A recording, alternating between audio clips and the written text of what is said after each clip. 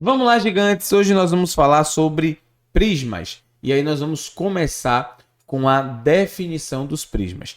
O que é um prisma? O que é que define um prisma? Certo?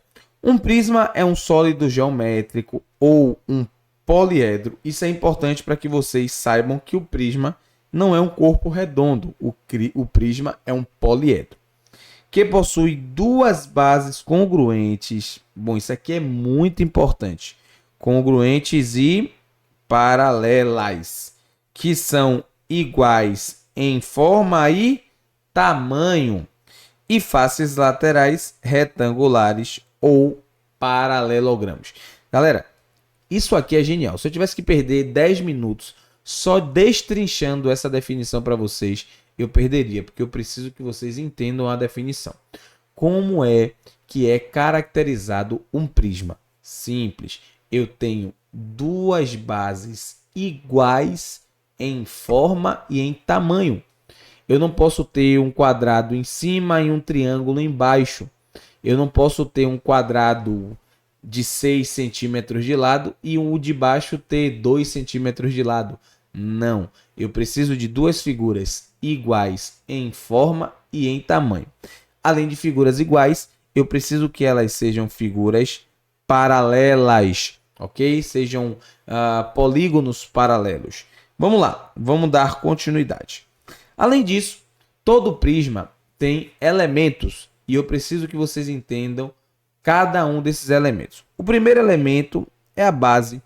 Bom, a base é justamente os dois polígonos que são iguais em forma e em tamanho. Se for um triângulo, é um triângulo igual em forma e tamanho. Se for um retângulo, é um retângulo igual em forma e tamanho.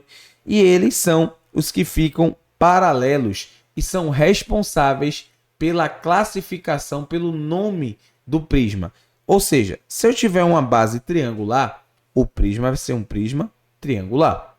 Se eu tiver uma base quadrada, o prisma vai ser quadrangular. Se eu tiver uma base pentagonal, o prisma vai ser pentagonal. Então, lá na hora da prova da questão de vocês, vai estar lá, considere um prisma pentagonal. Aí você já vai lembrar, poxa, se o prisma é pentagonal, é porque na sua base eu tenho um polígono em formato de pentágono, 5 lados, ok? Vamos lá, as faces laterais. Duas possibilidades, pessoal. Ou a face lateral será um retângulo, ou a face lateral será um paralelogramo. Isso muito vai depender da classificação daquele prisma. Se é um prisma oblíquo ou se é um prisma reto. Em breve a gente vai ver isso. Calma aí.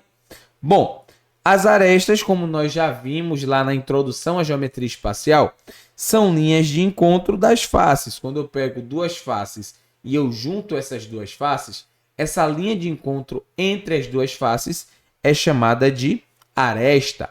E aí um detalhe muito importante, gente, todo nome aqui é importante. Eu tenho dois tipos de arestas. Eu tenho as arestas da base, que são justamente as linhas da base, e tenho as arestas laterais, que são justamente as linhas laterais. Essa nomenclatura aqui é muito importante que vocês saibam o que é a aresta da base e o que é a aresta lateral. Quase que não sai. Vamos lá. Vértices, mesma coisa da definição anterior. São pontos de encontro das arestas. São as quinas da figura. Então eu posso dizer assim, tá? Cada vértice da base inferior está ligado ao vértice correspondente da base superior. Lembre-se que só tem vértices na base. Não existe vértice na face lateral entre as duas bases. Então os vértices vão estar sempre nas bases. Ok? Visualmente, galera, ó que visão maravilhosa. Eu tenho aqui os vértices, que são essas duas quinas, esses dois pontos de encontro. Eu tenho a aresta, que é justamente essa linha, e aí vale ressaltar a aresta lateral e a aresta da base. Gente, isso é muito importante, porque na sua questão vai vir justamente com essa diferença, a aresta da base e a aresta lateral. Aqui eu tenho a face lateral, aqui eu tenho a base, tá? Com a face também da base, se eu quiser dizer assim. E é assim que fica subdividido visualmente um prisma. Isso aqui é um prisma de base retangular. Bom, e aí eu havia dito há poucos instantes atrás das classificações dos prismas. Eu tenho dois tipos de classificação. Eu tenho o prisma reto e tenho o prisma oblíquo. O que é que esse prisma reto, como é que esse prisma reto se define? São aqueles prismas os quais as arestas laterais são perpendiculares à base, ou seja, eu formo um ângulo de 90 graus com a base.